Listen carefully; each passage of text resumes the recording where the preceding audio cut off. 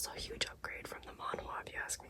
So, this is the thumbnail for episode 1. As you can see, you might be able to guess why I would think this was like a 2D anime. I was misled. I was led astray. Anyway, and when I found it wasn't actually 2D, because I mean, like, look at this art style. Isn't this awesome? Isn't this cool looking? That would be so much better, in my opinion. It's still good. Oops.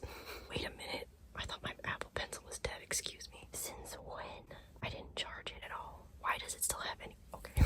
Okay, I won't be using that then. My first instinct, honestly, was to click out of the video, the first episode, but I stuck it out, and I'm glad I did.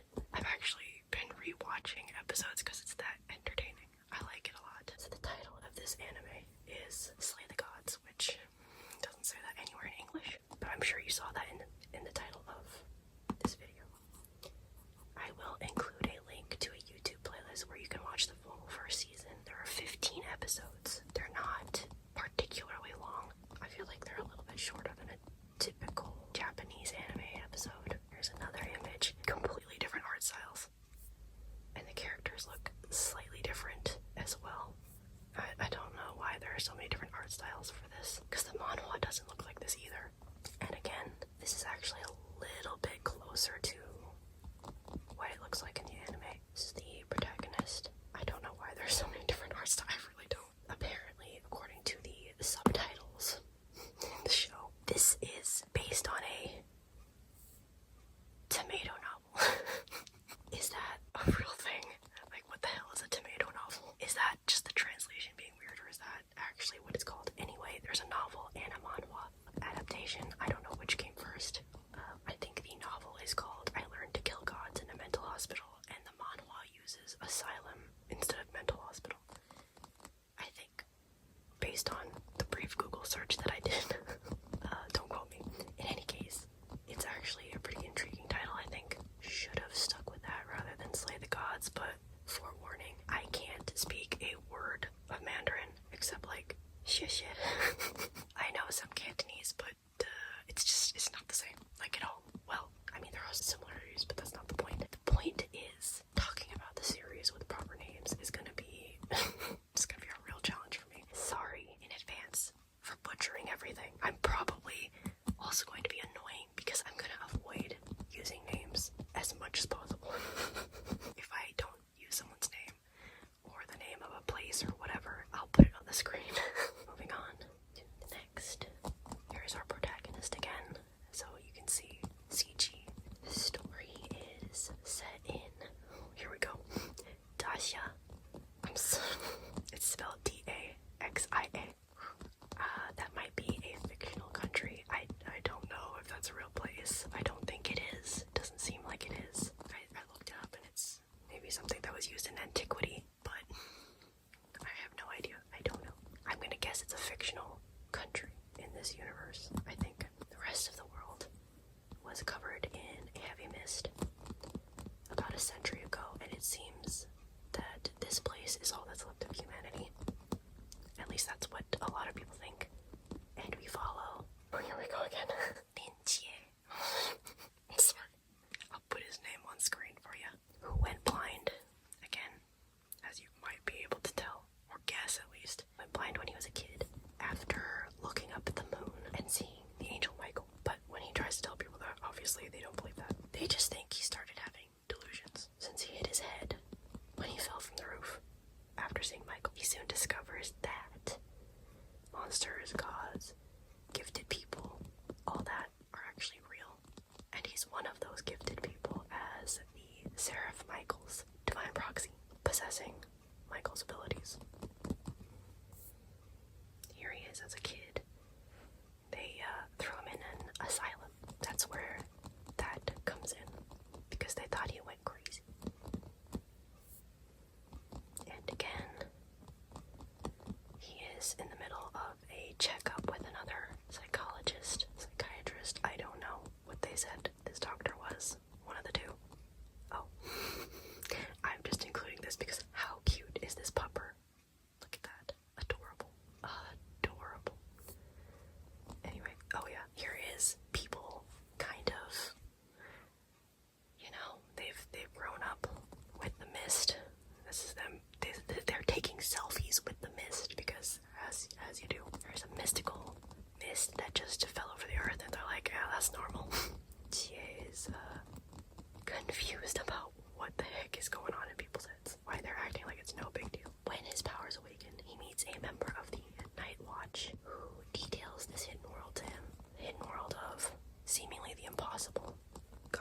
monsters, all that. That member of the Night Watch is the catalyst for him joining the Night Watch, which is charged with protecting Tasha. Here is the first monster that we're introduced to in the series. Nasty looking fella. I'm trying not to go too deep into the story. Not deeper than that anyway. But there are also, of course, more baddies. You know, aside from these demon looking creatures that just want to kill everybody. Here is Michael, Godsend, legendary characters from various cultures make an appearance in the series. For example, we have, of course, Michael, the Gorgon sisters, like Medusa, and Merlin. There are more, but just to name a few. Look at that. Nasty. There are people who, like, are divine proxies, but divine proxies are, or divine agents, the translation gives either or, are much rarer than people who have abilities that they call forbidden ruins. I don't understand why ruin, but okay. First and foremost, the best thing about this series, if you ask me, is the action. The vast majority of the series is very much pedal to the metal with the action scenes, so if you are a big fan of that, there's no scarcity of it. Lots of sword fights. One character even uses a spear, which you might be able to see over here. It's kind of looking like a ghost spear, but it's not. It's an actual physical spear. As you can see, lots of swords. Lots of swords. This is the squad of the Night Watch member that reaches out to Chie first, whose name I cannot pronounce. I can't say his name at all. I have no idea. I have no idea. I'll try to put it on the screen. This is one of my favorite characters. I can't say her name. Onion. I'll put it on the screen. But here you can see the spear. And close-ups of the rest of the squad, minus the one that approaches Chie first. That's this guy. Look at this. The detail on that, on the setting. It's great. Did they call him General? I think so, if I'm remembering right. I think so. Next point, character design. Great. He's explaining things in this scene. I don't know why he decided to take a teenager to this location. If you watch the series, you'll know what kind of look. That's sus. I don't know why you would do that, but okay. Okay. Kind of channeling Michael's abilities. Here is Michael in all his glory. All his seraphim glory. They have a code. They have a code for Michael, and that's, you can't see it. There's his code. 003. I think, if I'm not wrong, that's basically categorizing where he ranks. They called him the King of the Angels in the show. Okay. Here is the intro. I'm gonna get back to the character design point. I got totally distracted, but I'll get back to that in a second. This is from the intro, which is actually, it's pretty cool. It's atmospheric. There's no lyrics to the song. It's just, how to describe the song? How do I describe the music? I don't know how to describe the music. You gotta listen to it. But this is, I mean, like, it looks like Pennywise has been busy, doesn't it? I wonder if Pennywise will make an appearance eventually. Just kidding. Next. Look at that. It's like an Oni. The intro is pretty. I don't watch the intro, but because I'm like skip. Same with the outro, which I'll try to get to the outro too if I don't forget. Did I save any pictures from the outro? The outros are different, I think, in every episode. They include little chibis, like 2D traditional animation chibis of the characters. It's pretty cute. Here is the squad again. I forget what number the squad is. Is it 139 or am I remembering? guess who this is? Take a guess. Take a guess what that sorcerer's had. Wizard's hat. You'll never guess. I don't know what's with the balloons, but okay. Oh, I think he had balloons. I think. Just an interesting detail. I'm not gonna explain whose car this is. I won't, because I'm not spoiling nothing, but interesting little keychain you got there. If they're big fans of these guys, you might imagine what kind of person drives this car.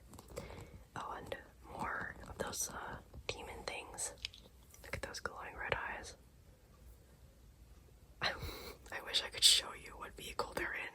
It's kind of funny, but I'm not gonna spoil it. Anyway, this is really nice. It's like an ink painting. It's cool. Just gonna flip through that. Now, I don't know if these people are actually characters that we have met already or not, because it's not really addressed. Because, like, I could guess who this could be. I could also guess who this might be if they are characters that we've met, but I don't know. And maybe I could guess who this is. But again, don't know. These are supposedly the 5 people that are the strongest in Tasha, and they're just below the gods. I'm a little bit confused about the universe a little bit, but this was explained by one of these squad members. I'm just gonna call them squad members. So, oh, this is grim. Why did I put this in this order? It's not super graphic, but this is probably graphic. I'll skip that because I don't think YouTube will like that very much. There is blood. There is blood. I like that it's not shied away from. I don't want no PG nothing. They're at work. Not literally like at work, but you know, on a job. Kind of demonstrating some of the abilities that they have. I'm assuming, because it's not explicitly stated, that this is like a forbidden item. Oh, settings. As you can see, the settings are really detailed. They feel lived in. It doesn't feel like, you know, sometimes CG is a little bit gummy. And it's like, no. It's a little bit, not gritty, but it feels lived in. Like, it's a real place that you could find. I like that. It's not too clean, unnaturally clean, like clinically or anything like that. It's not too perfect. I'm gonna have to refilm that because I didn't realize that my photos were out of order. I wanted to speak about it in a certain way and it was out of order. I'm including this to kind of show the level of athleticism we're dealing with. We're dealing with Chinese martial arts levels of athleticism, like Chinese films. You know, that unrealistic, basically can fly level of athleticism. So this is a very tall wall. And they're just gonna hop right over, like she backflipped over this. Even the people who don't have an ability or a forbidden ruin or divine ruin, even they're incredible athletes. He's just flying over, no big deal. I mean, you would expect him to be able to do it though. And I just wanted to show some of the powers that you can see. I mean, the lighting on this is great. It's great, is it not? Like, the fire it just stands out. It's so pretty. My girl, sorry. I gotta showcase her.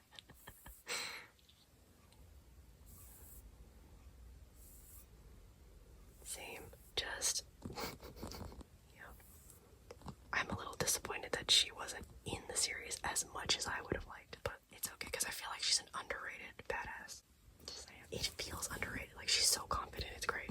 And she actually has the skill to back it up. So, like I said, she's one of my favorite characters.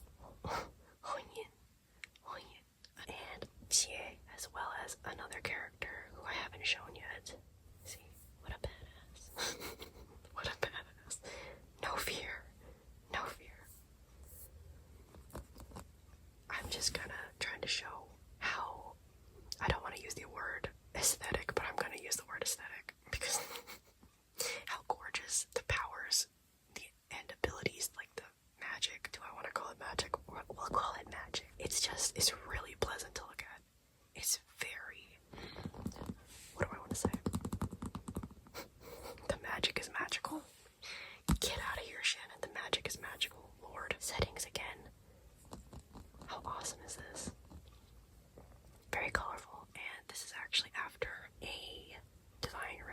was kind of activated by the proxy. There's lots of snakes in this season. Snake-type creatures in this season, lots of them. How awesome is this? Look at this. Look at this. Now, you might not be able to tell what's happening, but... And I won't explain because you gotta see it. You gotta see it. So again, I just wanted to show how atmospheric everything is. The mood is set so well in each scene. I really like it. Oh. This is Snowball, who is a hero. I love Snowball. Love Snowball. Okay, now back to the character designs. This is a goddess. This is Nyx. As you might be able to see, that's Nyx from Greek mythology. Look at this design. Isn't that gorgeous? It's so detailed. There's so much attention to detail. I'll get a close-up on her face. Look at that. How beautiful. Is this not amazing? I love the character designs because it ranges from very ornate to like street fashion to just basic athletic fashion, but like still looks cool. It's great. I love it. I mean, look at the attention to detail. Is this not amazing? And this is a lot of the scenes. Like, you get this level of fanciness. I'll call it fanciness. Here's another character. I know everybody's like, Gojo. This is her initial design. Like, when she's first introduced, this is what she looks like. I think when she reveals her true self, it looks way cooler. I love it. I love her design. Her design might be my favorite. Oh, spoiler. Minor spoiler. Here's my other favorite character. His name is Shen. That's his family name. Because I can't pronounce his given name. I'll put it on screen. I could not pronounce his name to save my life. He's basically a giant delinquent with morals. As you can see, he's kind of like a gang leader. Like a street gang. Here's another character whose name is... it's like Bailey. I can't say it. Pang Pang. That's what he tells people to call him. Again, Shen. I think her name is like Molly, but they always write it as Molly in the subtitles. It's funny. And another character. He's introduced looking differently. I'll show you that in a second. His name is Seo Yun. This is what he looked like initially. Again, Pang Pang. He is a rich kid with a heart of gold, and it might literally be gold because he's that rich. He's not like a snotty rich kid, but I don't know. He comes across as kind of trying to buy people's friendship, but at the same time, it's not in like a malicious or devious way. It's just, I don't even know if it's from a place of insecurity either. I'm not sure. He just gives people lots of gifts. An absurd amount of gifts. But he is also very particular about you knowing that he's from an ordinary family. Molly again. I'm not gonna spoil that. Unless you can read Chinese, in which case, sorry. Actually, I don't think there's anything there. We basically have Frankenstein Elsa. Frankenstein Nutcracker Elsa. If you watch it, you'll see what I mean by that. More demons. I mean, he is one ugly. This is actually... No, I won't tell you. No, I won't tell you how this creature comes about. No spoilers. Like I said, lots of snake creatures. Real man. He's still here. I thought he was gone. For some minor issues that you might want to know about when you're watching this. Translation issues. Like I said, I don't know any Mandarin, and I'm really not familiar with Chinese names. So sometimes it was hard for me to pick out who was being spoken about because I can't differentiate a name from other Chinese words, especially when the subtitles translated the name literally. Instead of writing the romanization of the name, they'd write what it literally translates to. So I would be like, what the heck is this random phrase thrown in there? What does that mean? What? For example, they did that with Chie's name, and his name literally translates to 7 nights, which I might not have figured out if I didn't recognize the characters in his name from Japanese. It's literally 7 and night. So be aware of that. This, by the way, is Chie's home, where he lives with his aunt and his brother. Here is a God's mental hospital. That is actually what it says, and if you watch, you'll understand. I mean, look at this setting. It's great. Look at that. Look at that. They also do that with his name. They started writing Chandler Pan, and I'm like, first of all, what the heck is a Chandler Pan? And second of all, who is that? I think it's actually when they're referring to Pang Pang, which is actually what he tells people to call him, and when I looked it up on Google Translate, it apparently means fatty. Own it, I guess.